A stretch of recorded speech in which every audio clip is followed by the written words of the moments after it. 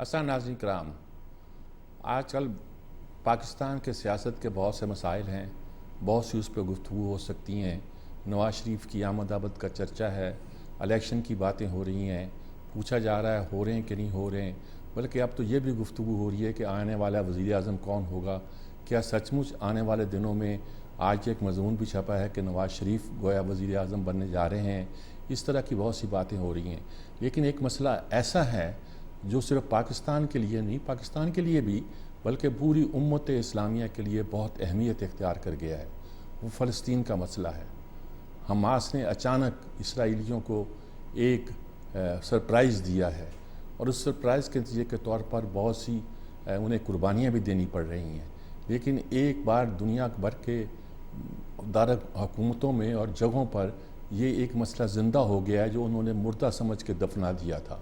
वो इस तरह से कि अब तो फ़लस्तीन का तज़किरा ही नहीं करते थे ये लोग, और गज़ा की पट्टी पे तो ख़ास तौर पर ऐसी बीमारी करते जहाँ हमास जीती हुई है इलेक्शन। भाई ये कहना कि वो मुंतखब नुमाइंदे नहीं हैं, ये तो एक हमाकत की बात है। हम तो ये भी समझते हैं कि मिस्र में इलेक्शन जीतने वाले अफ़गान थे और आपने उनसे मैंडेट छीन कर एक फ़ौजी को दे दिया।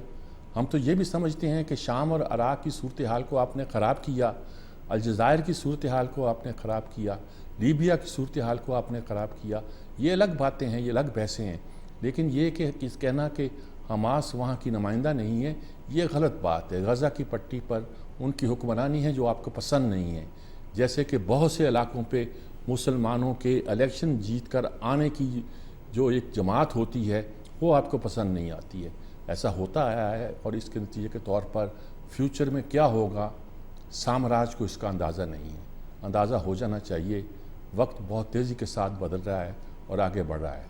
हमास ने अपनी बज़ाहिर बहुत कमज़ोर पोजीशन से, या कहता जाता है मामूली ताकत से, इतना बड़ा हमला किया है कि ऑस्ट्रेलिया के इसराइल संभल नहीं सका, और उन्होंने हवाई हमले भी, बहरी रस्तों से भी हमले भी, और बड़ी इलाकों से भी हमले किए हैं, रॉकेट भी बरसाए हैं और ड्रोन अटैक भी किए हैं। हर तरह से उन्होंने इसराइल की फ़ौज पर भी और उनके हसास मकामात पर भी हमले किए हैं, जिससे इसराइल बौखला कर रह गया है और वो कहता है कि दुनिया की हम गोया सबसे बड़ी इंटेलिजेंस एजेंसी हैं, हम नहीं ये जान सके क्या होने वाला है। अमेरिका ने एज यूजुअल कह दिया कि हम साथ खड़े हैं, हमारा बहरी बेड़ा आ रहा है। बरतानिया ने भी कह दिया है, लेकिन बहरी बेड़ों से अगर जंगें जीती जाती तो मशरक़ी पाकिस्तान हमसे कभी अलग न हुआ करता। ये एक ऐसा सवाल है जो तारीख़ को जिसका जवाब देना पड़ेगा और यकीनन दिया जाएगा। इस वक्त हम इसी सूरत हाल पर, फ़लस्तीन की सूरत हाल पर, और वो सूरत हाल जिसके बारे में मैं कहा करता हूँ कि अल्लामा इकबाल की ज़िंदगी से, हकीमुल उम्मत की ज़िंदगी से दो मसले अहम थे उनकी ज़िंदगी में भी और आज हमारी ज़िंदगियों में भी, बल्कि पाकिस्तान बनते वक्त भी वो दो मसले अहम थे और आज भी वही अहम है। वो फ़लस्तीन और कश्मीर का मसला है।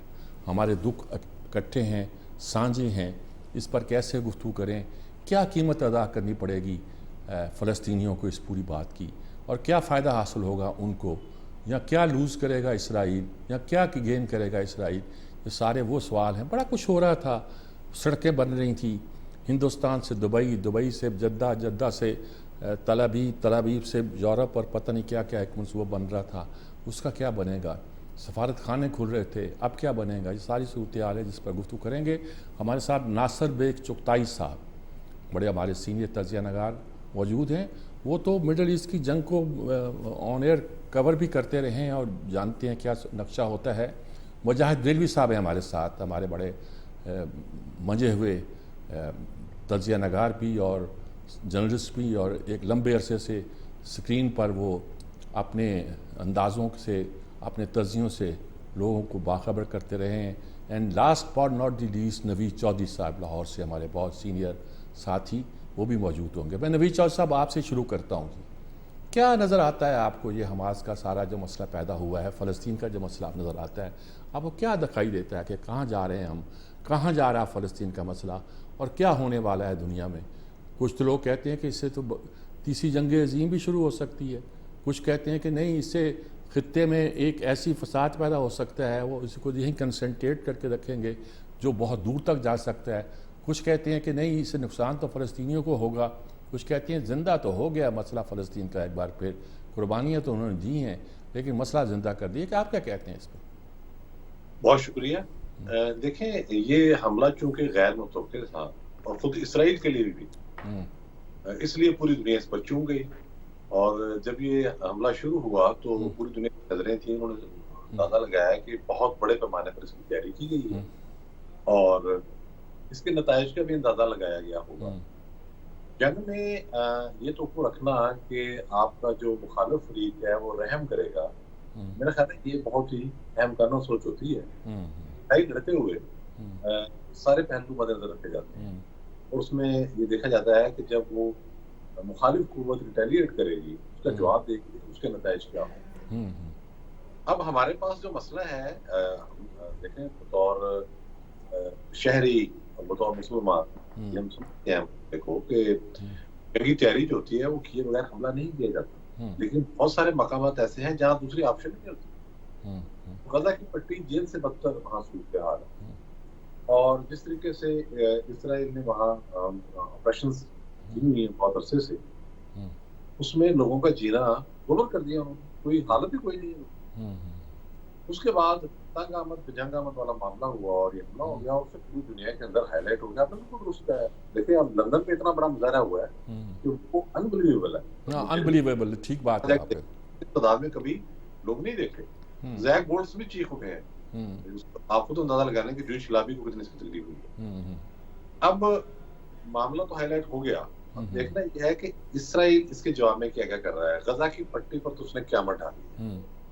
अनकन्फर्म्ड रिपोर्ट्स हैं लेकिन इसे कंफर्म ही समझा जाना चाहिए। मोर देन 20,000 शहादतें इस वक्त हो चुकी हैं। देखें हम कहते हैं जो बॉडी सामने आ गई ना, 1200, 1300, 1400 ऐसा नहीं है। एक एक बिल्डिंग के अंदर आप कराची में बड़ी देर रहे हैं, कराची में फिर भी हाई राइज बिल्डिंग का रवाज है और में कम है। एक एक बिल्डिंग में 1000 बंदा रहना होता है। पूरी पूरी बिल्डिंग उन्होंने तबाह कर दी है। एक ये पहलू है इसका, सिविलियन आबादी के अंदर कैजुअलिटीज बहुत ज्यादा हो रही है और होंगी भी। अभी इसराइल ने कहा है कि हम वहां एंटर होने वाले हैं। उसके बाद लबनान में भी उन्होंने कुछ हमले किए हैं। सीरिया में हल्ब एयरपोर्ट और दमिश्क एयरपोर्ट पर भी इसराइल ने हमले किए हैं, जिससे मैसेज दिया है कि वो किसी हद तक जाएगा। अमेरिकी बेड़ा आ गया है तो उसके बेड़े को गैर संजीदा नहीं लेना चाहिए। ज़ाहिर उसकी प्रेजेंस का एक मतलब है। F-15 तैयारी भी उसने भिजवा दी है वहां। बरतानिया ने भी अपने 2 बहरी जंगी जहाज भिजवा दिए हैं। अब ये मामला अमेरिका के हाथ में है कि वो इसराइल को किस हद तक कंट्रोल करता है। माजी में हमने देखा है कि जब इसराइल ने, जिसकी अपनी बेपक जंगी ताकत है, इसमें कोई शुबा नहीं, अब हमारा मुल्क का जरूर है, वो टेक्नोलॉजी पर इंसार कर रहे थे बाढ़ के सिलसिले में। अब अमेरिका पर ये सारे का सारा इसका इंसार है कि वो इसराइल को किस हद तक इजाजत देता है आगे जाने की। माजी में इसराइल ने एक से ज्यादा मरतबा कोशिश की कि वो तेहरान पर हमला करे।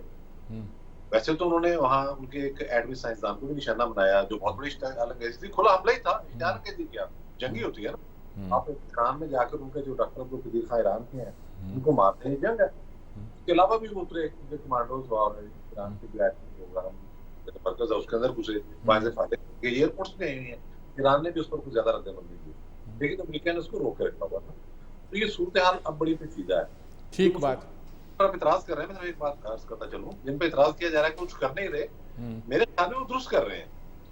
देखिए एक मुकम्मल जो मुल्क है वो अगर जंग के अंदर इन्वॉल्व हो जाएगा तो उसके नतीजे में फौरान बहुत संगीन हो जाएगा। इराक, शाम, लीबिया, लबनान और ये वाली जो सूरत हाल है ये दोबारा वहां पैदा हो जाएगी। इसको तो कैसे कंट्रोल करना है? स्टेबल गवर्नमेंट मिल जाएगी। तो बड़ी अब अमेरिका पर डिपेंड करता है कि कितना दबाव इस्लामाबाद उसको बढ़ाते हैं तो इसराइल को एक महदूद रद्द अमल से आगे ना जाने दें। ठीक बात आपकी। नासिर बेग चुगताई साहब, आप मिडिल ईस्ट की जंगों को ऑन एयर कवर करते रहे हैं और देखते रहे हैं और समझते हैं भी ये सारी सूरत हाल को। आपको क्या कोई हालात बदल तो रहे थे? वो सड़कें बना रहे थे, सफाई ताल्लुकात कायम कर रहे थे, पता क्या कुछ कर रहे थे, और नेतन्याहू तो कई साल से वह मुसल्लत है और किसी की बात सुन नहीं रहा, इंतहा पसंदी में मशहूर है। उसके बावजूद अमेरिका चला आ रहा है, बरतानिया चला आ रहा है, अपने अवाम की राय भी नहीं पूछता, कुछ भी नहीं कर रहा, ना ह्यूमन राइट्स की परवाह है, ना कोई और सिविल लिबर्टीज़ की परवाह है। जिस चीज़ के वो नारे लगाते थे वो पता नहीं कहाँ ताके नसिया में रखती हैं या कहाँ रखती हैं, पता नहीं कौन सा लफ्ज़ इस्तेमाल किया जाए इसके लिए। क्या क्या आप इसको, आपको क्या होता दिखाई देता है? ये ऐसा आसान तो नहीं है कि शाम भी खामोश बैठा रहेगा। और मेरा ख्याल में मिस्र के अंदर तो पूरी एक कुव्वत मौजूद है जिसको ताकत के ज़ोर से दबाया गया है और जिसने एक तरह से इसराइल का साथ भी दिया हुआ है। अब क्या क्या दिखाई देता है आपको?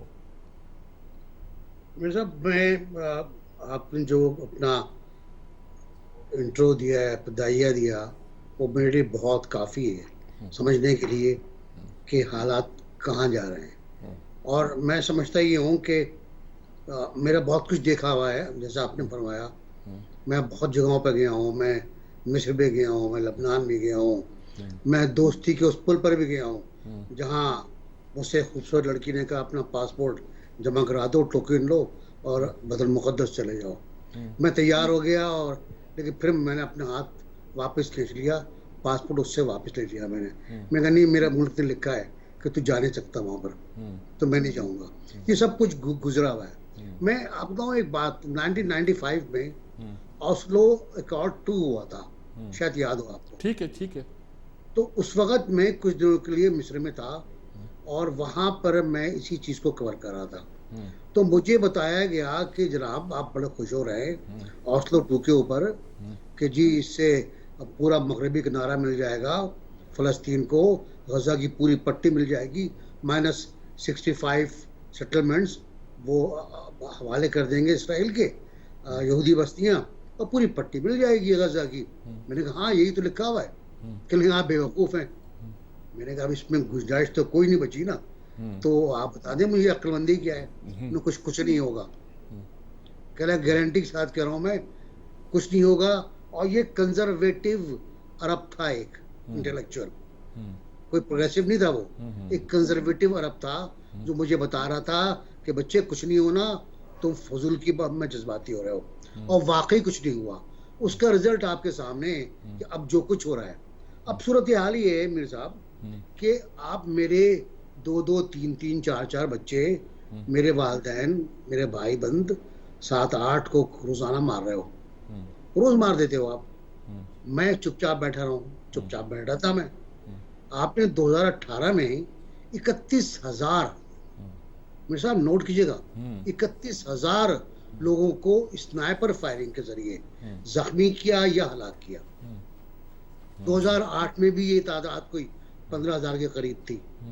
और फिर जो ग्रैंड मार्च हुआ है पिछले 2 साल के बाद कि चलो घर चलते हैं, हर फ्राइडे को, उस पर गिन लें आप कितने शहीद हुए स्नाइपर्स के जरिए, और उसके बाद कितने शहीद हुए रोजाना की बुनियाद पर, जिनकी खबरें नहीं आती। तो मेरे साहब खबरें आना बंद हो गई थी, फलस्तीनियों की खबरें आना बंद हो गई थी। PLO के सरबराह की मूवमेंट कहाँ से कहाँ जा रहा है वो नहीं आता था। फलस्तीनी मसला गायब हो गया था, भूल गए थे, अरब भूल गए थे। जो अरब लोगों को आजकल बड़ा औलाद इब्राहिम का या आले इब्राहिम का बड़ा जोश आजकल है, वो भूल गए थे कि फलस्तीन कोई चीज है। उनका तो बल्कि एक साहब का तो बड़ा मशहूर कोटेशन आया था कि जो मिलना है मिल रहा है वो ले लो, बहुत है, वरना जहन्नुम में जाओ। ये जुमला भी आया था। तो अब क्या करते, अब क्या करते, सवाल ये। तो मुझसे जब ये वाकया हुआ तो मैंने फ़ोन किया, मैं कहा भाई क्या हो गया ये? तो उन्होंने कहा साहब बात ये है कि हम 7-7, 8-8 की उम्र हैं, इकट्ठे मर जाते हैं, और इस बार मार के मरते हैं, इस बार मार के। ठीक बात। ये सूरत हाल बनी है। मैं समझता ये हूँ कि जिन ताकतों ने कैंप डेविड कराया, जिन ताकतों ने ओस्लो एग्रीमेंट कराए, दो एकॉर्ड थे, एक वॉशिंगटन में साइन हुआ था, एक मिस्र में साइन हुआ था, अगर उन पर अमल हो जाता, लेकिन अमल ना अमल करने की नीयत थी, ना कुछ था, मामले को दबाने की बात थी, वो दबाया, लेकिन ये मामले दबते नहीं है। आजादी की तहरीक दबती नहीं। ठीक कहा आपने। आपको आगे थप्पड़ मारती है बहुत जोर से। ठीक बात जी। मुजाहिद बेलवी साहब, आप देख रहे हैं कि इस वक्त अमेरिका का रवैया क्या है आपके सामने है। शायद वो भी वार प्रेसिडेंट बनना चाहते हैं, उनको भी हालात कमज़ोर नज़र आते हैं। वो कहते हैं जंग के सदर बन जाओ तो शायद हम जीत जाएं, ट्रंप को मार दे दें। जो बाइडन भी इसमें लगे हुए हैं। नेतन्याहू भी लगता है कि वो अपने आप को जंग का हीरो बना के पेश करना चाहते हैं। बरतानिया तो क्या ये देखिए यूक्रेन में जो कुछ कर रहे हैं उसका पूरी दुनिया पे जो असर पड़ा है वो सबके सामने है। ये मसला तो उससे भी बड़ा फैलता हुआ परेशान कुन और तशवीशनाक दिखाई देता है। और ये कोई आप क्या समझते हैं, क्या आपकी आवाज़ कुछ कोई नहीं सुन सकेगा? गालिबन मीर साहब आप कुछ थे या नहीं थे, लेकिन मुझे याद आ रहा है कि अगर आपको याद होगा कि मियां नवाज शरीफ साहब जब गए थे 2017 में गालिबन ट्रंप बड़ी मशहूर कॉन्फ्रेंस हुई थी ट्रंप MBS की, ठीक है, आपको याद हो। और MBS जो है उस वक्त उसी दिन हमें पता चला कि वो जो है वो बादशाह यानी वो उनकी जगह ले चुके हैं। और ये असल आगाज वहां से था कि MBS जो है एक राइजिंग स्टार की हैसियत से एक पूरे अरब वर्ल्ड में शायद उनके जहन में था कि वो जमाल नासिर बन जाएंगे या कोई जाएंगे। और फिर आपने देखा कि बतदरीज या यासिर अरफात की जगह ले लेंगे कि उन्होंने एक तो मॉडर्नाइजेशन की तरफ ले गए जो अच्छी बात थी, फिर लेकिन साथ ही उन्होंने आपने देखा कि ऐसा ऐसा UAE के जरिए पहले आप फलस्तीन में इसराइल को लेके आए और फिर जिस तेजी से गालिबन महीनों में इसराइल और अरब ममालिक ने, और इसके बावजूद कि आप देखिए कि इनके एजेंडे में कहीं ये नहीं था कि वो जो गजा और वेस्ट बैंक में लाखों फलस्तीनी कोई 70 साल से लड़ रहे हैं अपने हुकूक के लिए, वो कोई इशू भी है और उसी तरह मारे जा रहे थे वो लोग, उनके साथ वही सब कुछ हो रहा था। और यहाँ तो यानी आप ऐसी पेंगे बड़े आ रही, क्लब खुल रहे थे, आमद और रफ्त थी, लोग कुछ लोग कहने लगे अब तो मेरी कुछ देर पहले के अब दुबई में शायद यहूदी जो है वो बहुत सारे लोगों से ज्यादा नुमाया नजर आते हैं। तो ये एक बड़े ग्रेट गेम था जो प्लानिंग थी और उनका ये ख्याल था कि वो फलस्तीन को के वैसे इनकी रेजिस्टेंस बेचारी महदूद हो गई थी, हम वो इशू खत्म कर चुके हैं। लेकिन बहरहाल प्यूटन जो है बहुत ही ज़हीन और फितीन सियासतदान हैं और फिर हमास और जो है मैं नहीं समझता मीर साहब आप तजुर्बेकार आदमी है कि हमास के पास इतनी पावर थी कि उसने एक शाम में एक दिन में यानी इतना बड़ा हमला किया कि उन्हें इनकी इंटेलिजेंस फेल हो गई अमेरिकन की, इसराइल की, और 300 इसराइली, देखिए मैं कोई आम आदमी चाहे बेचारा इसराइली हो या कोई हो उसके नहीं, 300 और ये कहा जाता है कि 1948 के बाद ये सबसे बड़ा हमला था और जिसने इनके पोल खोल दी, इनकी गुरूर इनका तकब्बुर खत्म किया, इनकी पोल खोल दी ताकत की। और गालिबन ये एक बहुत बड़ा टर्निंग पॉइंट है। और आज आप और कीजिए कि वो सऊदी अरब जो बड़ी तेजी से जो है बस सफारत खाने खोल रहा था, सुफरा से मिल रहा था और अमेरिका एक बहुत बड़ी अपनी कामयाबी और पता समझ रहा था, ओवरनाइट सिर्फ किसी एक हमले ने, अब ये अलग बात है बेचारे वो तो हजारों की तादाद में पहले भी मारे जा रहे हैं, अभी भी मारे जाएंगे, लेकिन इसने पूरी मशरिक़ वस्ता की सियासत को बदल दिया और एक लिहाज से वो जो खौफनाक साजिश अरब वर्ल्ड के खिलाफ हो रही थी उसको मेरे ख्याल में अब नाकाम का ठीक बात जी बिल्कुल ठीक बात आप कह रहे हैं जी। इस सारी सूरत हाल ने जो है पूरा नक्शा बदल के रख दिया है।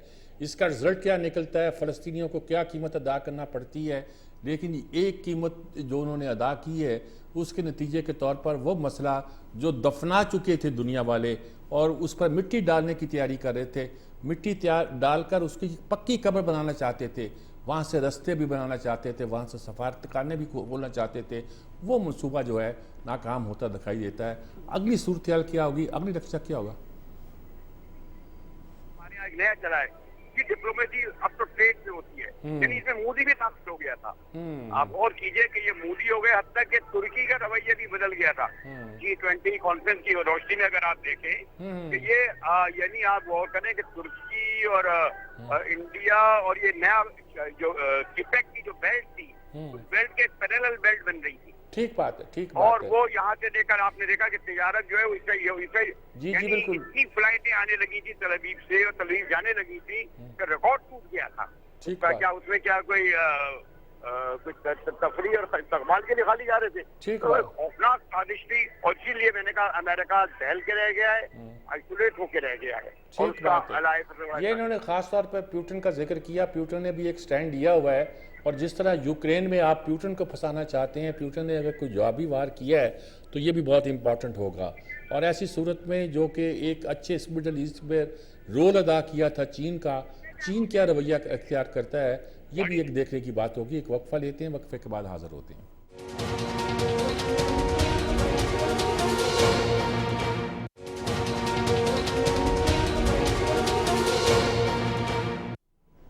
जी नाज़रीन किराम, हम ये कोशिश करना चाह रहे हैं, देखना चाह रहे हैं कि ये नक्शा तो बदल गया, सूरत हाल तो मुख्तलिफ हो गई। ये भी देखना चाहते हैं कि फ़लस्तीनियों को बहुत कुर्बानी देना पड़ रही है, और हम ये भी देख रहे हैं कि जो बैनुल-अक़वामी नक्शा बना रखा था हमारे ज़ायचा नगारों ने, वो बदलता दिखाई देता है। अमेरिका अब कुछ और तरह सोच रहा है। ये उनको पता है कि ये वियतनाम में पिट चुके थे, पुरानी बात हो गई थी। अफ़गानिस्तान में लेटेस्ट पिटे हैं, नई बात है। यूक्रेन में वो कुछ कर नहीं पा रहे। अब उनके लिए अगर नया वार थिएटर खुल रहा है तो वो इसमें क्या किरदार अदा कर सकेंगे? क्या वो एक हारी हुई जंग जो पहले वो हार चुके हैं, उन्होंने अमेरिका ने तय किया था वो किसी जगह अपने यानी कि अपने किसी सरजमीन पर अपने बूट नहीं रखेगा, यानी फ़ौजें नहीं उतारेगा। यहाँ भी उसमें पक्का है कि वो इसराइल पे फ़ौजें नहीं उतारेगा, डरता है। तो फिर वो क्या करेगा, क्या करना चाहता है, क्या सूरत हाल पैदा हो रही है? और आने वाले दिनों में मुस्लिम ममालिक जो ज़रा नरम पड़े हुए थे और एक मरवत से काम ले रहे थे और ये कह रहे थे कि दुनिया में अमन की खातर कुछ, और भूल चुके थे कि यहाँ ह्यूमन राइट्स कैसे वायलेट हो रहे हैं, सिविल लिबर्टीज़ कैसे वायलेट हो रही हैं। मिस्र को एक रास्ता खुलता है, मिस्र ने वो रास्ता बंद कर दिया। इस्लामी मुल्क, तसव्वुर कीजिए, एक रास्ता है वो बंद कर दिया, बाकी रास्ता इसराइल से जाता है, वो तो नाकाबंदी है। समुंदर के रास्ते में जिनके जहाज़ खड़े हैं किसी को आने नहीं देते। ऐसी सूरत में वो छोटा सा इलाका जो है उसको एक आपने खुला जेल खाना बना दिया है। क्या तब्दीली आएगी नवीद चौधरी साहब? देखिए, तब्दीली तो यही है कि मसला एकदम हाईलाइट हो गया। तक मेरा तजिया है, कोई भी मुल्क इस जंग के अंदर बतौर रियासत शिरकत नहीं करना चाहता, सब अवॉइड कर रहे हैं। मैं किसी का नाम नहीं ले रहा, लेकिन ये सब बयानबाजी है। प्यूटन का अपना एक रोल है, बहुत शातिर आदमी है, कोई इसमें कोई शक नहीं है, बहुत बहादुर भी है साथ।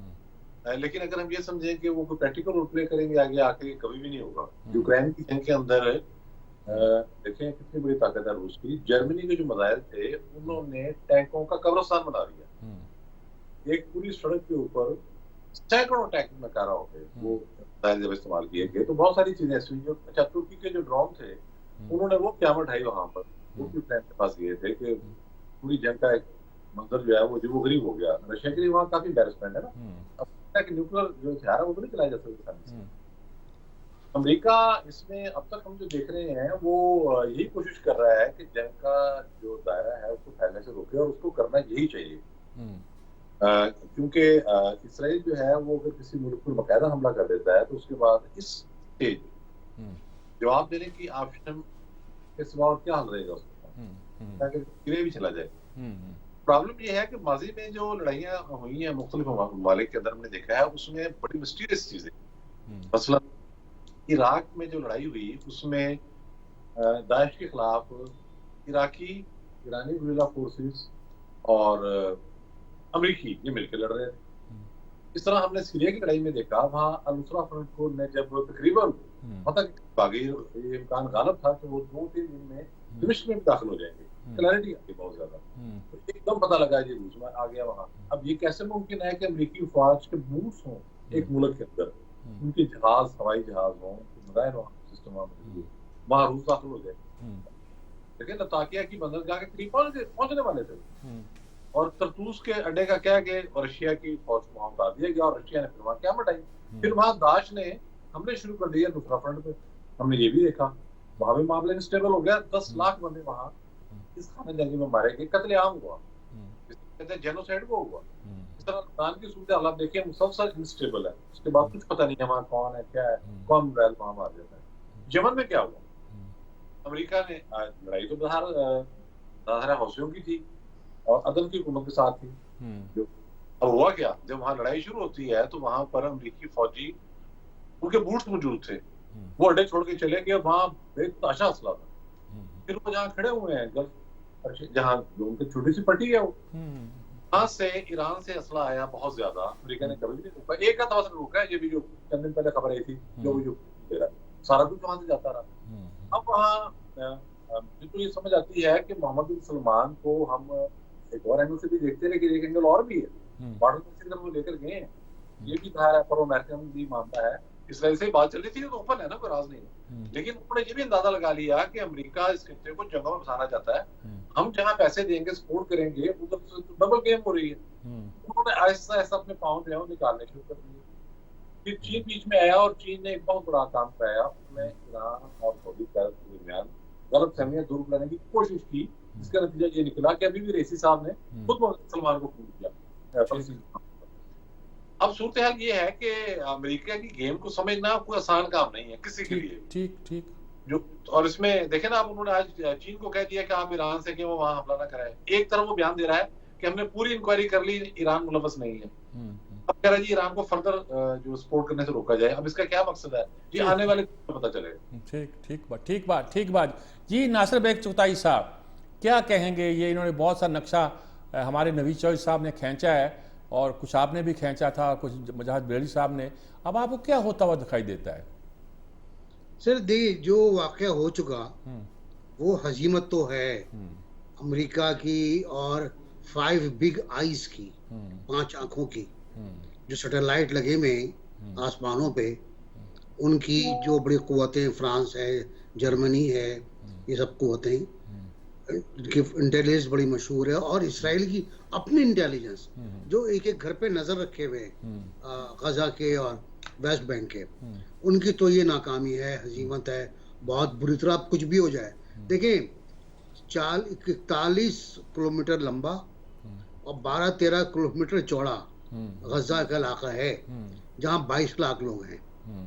और मैं आज ये समझता हूँ कि वो 22 के लाख लोग में से 4-5 लाख शायद चले गए हैं, जाने में कामयाब हो गए हैं।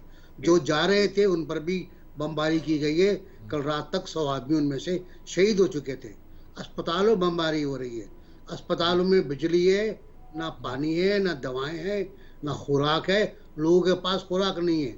यूएनओ के जो कैंप है उनमें खुराक नहीं है, दवाएं नहीं है, पानी नहीं है। तो वो कब्रिस्तान बनता जा रहा है पूरा गजा। और ये पता था कि जवाब ये आएगा और इसी तरह की सफाकी होगी।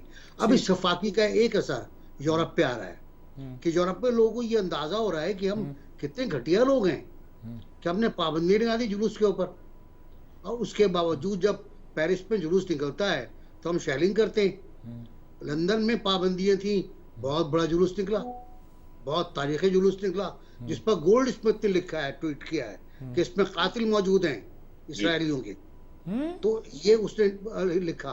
तो अब सूरत हाल ये, जहां तक ताल्लुक हमारे अरब दोस्तों का है, अरब भाइयों का है, उनका एक गेम प्लान तो खराब हुआ है ना। मतलब वो जो ये कह रहे थे कि अमेरिका हमसे दिफाई मुआहदा कर ले, ऐसा मुआहदा जैसे इसराइल से किया गया है, वो तो फिलहाल डेफर हो गया। फिलहाल औलाद इब्राहिम का जो मामला थे वो भी डेफर हो गए, मौखिर हो गए। लेकिन मुझे यकीन है कि ये पलटेंगे, दोबारा वापस आने की कोशिश करेंगे, फिर उसी ट्रैक पर आएंगे जहां से शुरू किया था इन्होंने। और अल्टीमेटली अगर ईरान शामिल हो जाता है अमीर साहब, ठीक बात, फिर तो मैं कहूंगा कि शायद इलाके में आग लग जाए। जी मुजाहिद बरेली साहब, आपका क्या इस पे क्या देखते हैं होता हुआ, क्या नजर आता है? सब दोस्तों ने इसका तजिया किया, आपका तजिया क्या है? देखिए साहब, बातें इसको अमेरिका या वेस्ट को लानो तान करना बेकार है। आप ये रवैये देख रहे हैं ना कि अभी तक, और ये मसला नहीं है कि वहाँ खेमा चाहिए और खुराक चाहिए और पानी चाहिए। इजिप्ट से मैं देख रहा था कि आज एक पूरा कन्वॉय गया है वहाँ पर, और कभी भी आपने फलस्तीनियों को वो तो हमारी हुकूमत है जो भीख मांगती फिरती है हर जगह से। आपने तो सुना कि फलस्तीनियों को भीख मांगा हो? उनको असल मसला इमदाद खाली ये जो खुराक या पानी या ये नहीं है। मसला ये है कि जो अरब दुनिया ने फलस्तीन को छोड़कर इसराइल के अलाय बन गए थे, इत्तेहादी बन गए थे, और जिस तेजी से उनसे ट्रेड और उनकी आमोरफ्त का सिलसिला जारी था, जिस तरह शिरो शिकर हो गए थे, वो ऐसे कि जैसे कोई फलस्तीन इशू ही नहीं है।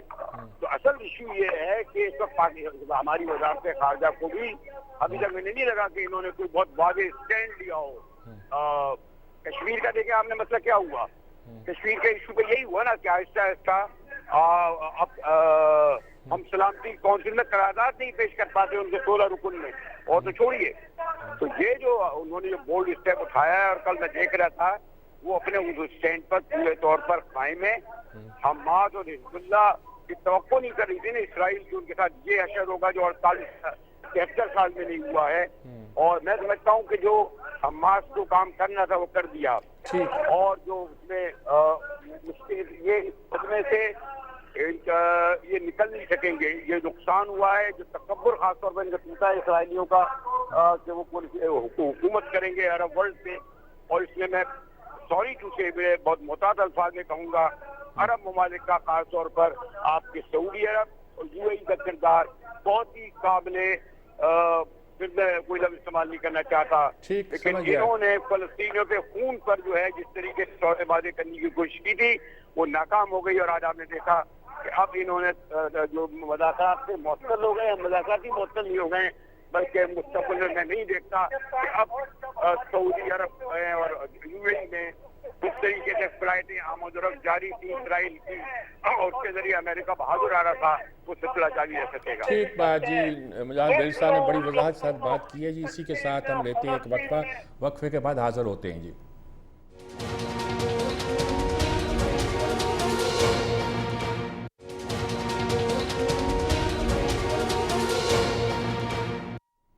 ईरान निकाम हम गुफ्तगू सारी कर चुके हैं जी, हम बता चुके हैं कि क्या कर दिया है हमास ने, किस तरह ज़िंदा कर दिया है मसले को। हम ये भी बता चुके हैं कि किस तरह ये दफना चुके थे इस मसले को।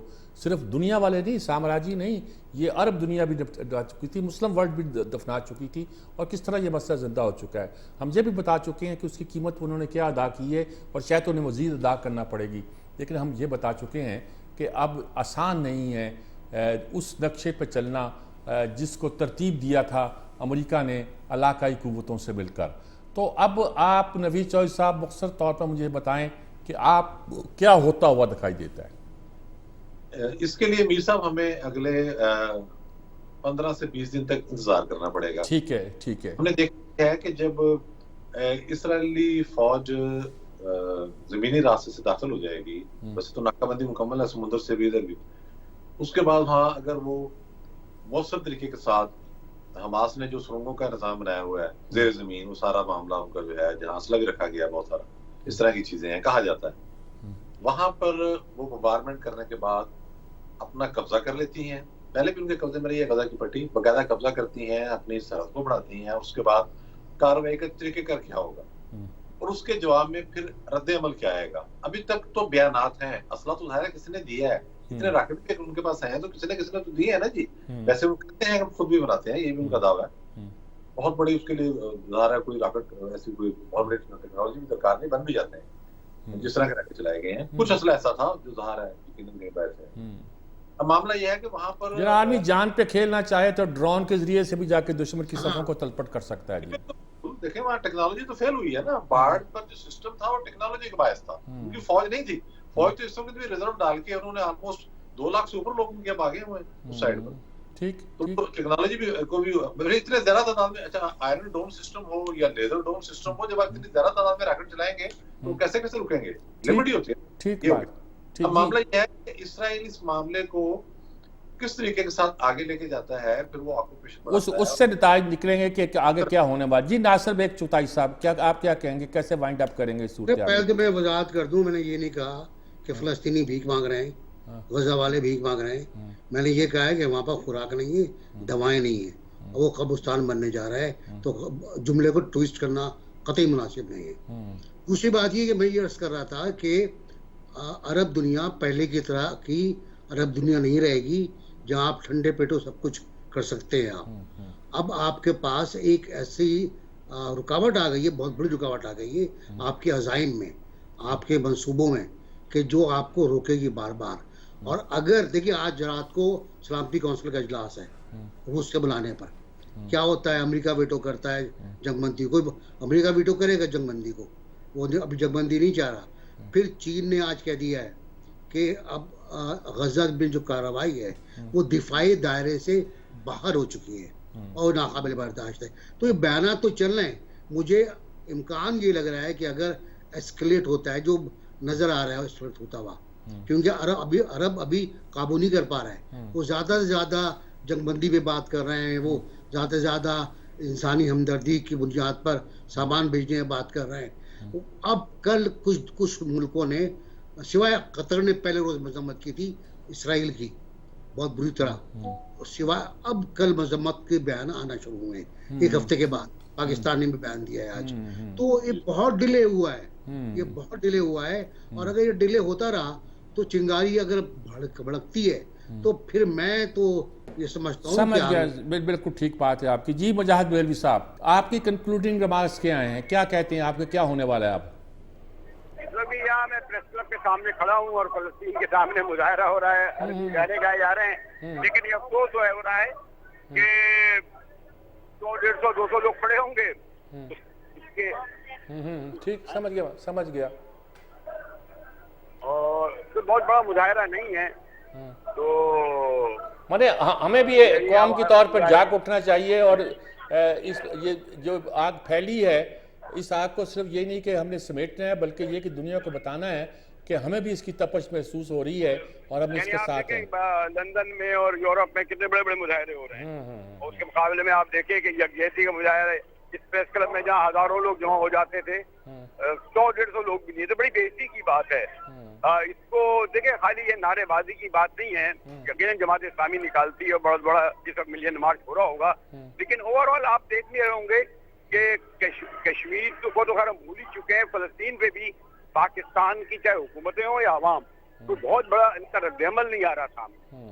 हम महसूस नहीं करा रहे, हालांकि हम सबसे बड़ा इस्लामी मुल्क हैं, हम इस दौर के सबसे बड़े मुजाहिद रहे हैं, लेकिन आप देखें क्या इस वक्त सूरत हाल है। यही सोचा अरब वर्ल्ड की, आपने कहीं पढ़ा कि अरब वर्ल्ड में मुजाहरे हो रहे हैं? ठीक बात है, ठीक। मेरा ख्याल है हमें भी इज्तिमाई तौर पर अपनी ताकत का मुजाहरा करना चाहिए। और मुझे यकीन है कि यहाँ की सियासी जमातें भी, यहाँ के लोग भी, और अगर मिल के निकलेंगे सिविल लिबर्टीज़ के हामी भी, और मैं कह सकता हूँ NGOs भी, सिविल सोसाइटीज़ भी, जो सब लोग मिल के निकलेंगे तो पाकिस्तान में भी इतना बड़ा मुजाहरा होगा कि शायद लोग इंग्लिस्तान के मुजाहरे को भूल जाएँ। ये तो शर्म की बात है ना कि इंग्लिस्तान में फ़लस्तीनियों की हमायत में तो एक बहुत बड़ा मुजाहरा हो और पाकिस्तान में चंद सौ लोग बाहर निकलें। ये तो अपनी रोटी के नाम पे नहीं निकलते, अपने मसले के नाम पे नहीं निकलते। क्या हो गया पाकिस्तानी तुम्हें? फ़लस्तीन तुम्हें पुकारा है और आवाज़ दे रहा है, कश्मीर भी पुकारता है तुम्हें, आवाज़ देता है। क्या तुम्हें ख्याल नहीं है कि हमें अपनी उम्मा के साथ इकट्ठे होना है और अपने कायद आज़म के इस कॉल पर अमल करना है कि अगर अरबों ने भी तस्लीम कर लिया इसराइल को, तो हम इस नाजायज़ बच्चे को किसी सूरत भी तस्लीम नहीं करेंगे। इजाज़त चाहता हूँ। अल्लाह हाफ़िज़।